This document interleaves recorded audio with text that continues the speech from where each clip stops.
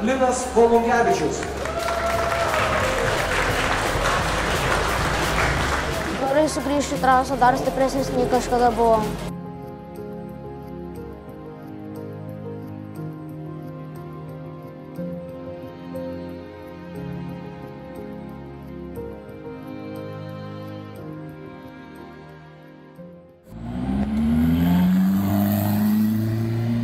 15-metis Linas Volungevičius pateko į išskirtinę Formulės 4 tarptautinę jaunimo programą, kurioje iš viso atsidūrė tik 12 talentų iš viso pasaulio. Tai Formulė 4 yra antras etapas iki Formulės 1, kadangi pirmas yra, aišku, kartingai. Ir dažniausiai dabar beveik visada eina visas jaunimas pakartingui Formulė 4, tai pagrindinis amžius, nuo kada pradedama važiuoti Formulė 4, tai yra 14-15 metų. Ši formulė yra tikrai lėtesnė nei Formulė 1, jinai turi 180 arklio galių ir sveria apie 100 kg. Tai jinai yra labai greita, jinai labai greit stoja, jinai turi daug aerodinamikos. Jinai yra lyginant panaši su žiediniais automobiliais, tik tais jinai važiuoja tiesiogiai šiek tiek lėčiau, o posūkiuose jinai turi labai daug sukibimo. Tai po Formulės 4 eina kaip ir kitos kategorijos kaip GB3, Formula Regional ir po to eina Formulė 3, Formulė 2 ir Formulė 1. Tai čia, kaip ir sakiau, yra toksai antras žingsnis iki Formulės 1.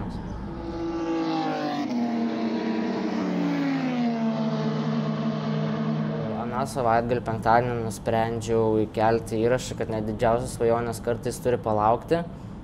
Ir tada žaibiškai jau visa Lietuvos autosporto bendruomenė sureagavo ir jau tada buvau surinkęs pusę biudžeto, kad startuoti Formula Global Shootout programoje.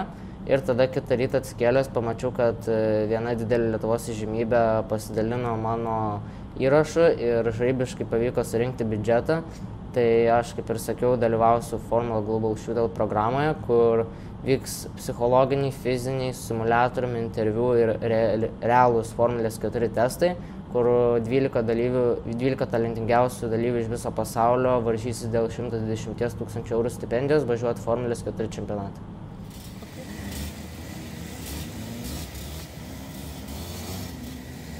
Kai man buvo 2 metukai, aš jau galėjau vardinti visas automobilių markes ir tiesiog, kai buvo 7 metai, mama paklausė, ar norėčiau pabandyti kartingais pravažiuoti, jinai mane užrašė, man labai patiko.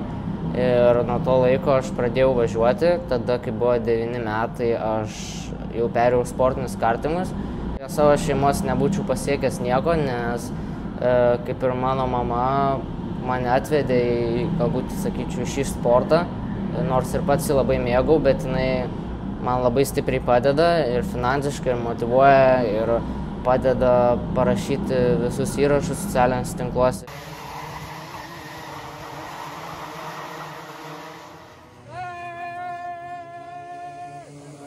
Challenge Lietuva, tai kaip ir Lietuvos čempionatas. Šios varžybos vyksta ganėtinai dažnai, tai 6 etapai per metus, dažniausiai pavasarį, vasarą, rudenį. Šiandien buvo antras etapas ir sekėsi įvairiai. Gal nelabai gerą startą pasidarė, bet užtat davė kovos, po to labai geros kovos davė. Pakankamai skiriasi, yra daug panašumų ir skirtumų. Formuliai greičiai didesni, formuliai šiek tiek kitaip stabdyti reikia. Kartingą reikia būti švelnesniu galbūt, mažiau vairo sukti ir skiriasi, aišku, tie posūkių greičiai. Prie stabdžių, kadangi stabdžiai yra labai trumpi ir juos labai reikia stipriai spausti. Ir klaidų formulė labai neatleidžia.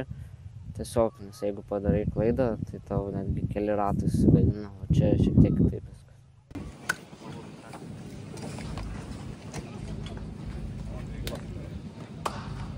Tai iš pradžių, aišku, ruošiuosi fiziškai, nes kartingas ir formuliai reikia labai stipraus fizinio pasirinkimo, kadangi tai tikrai daug jėgų reikalaujantis sportas.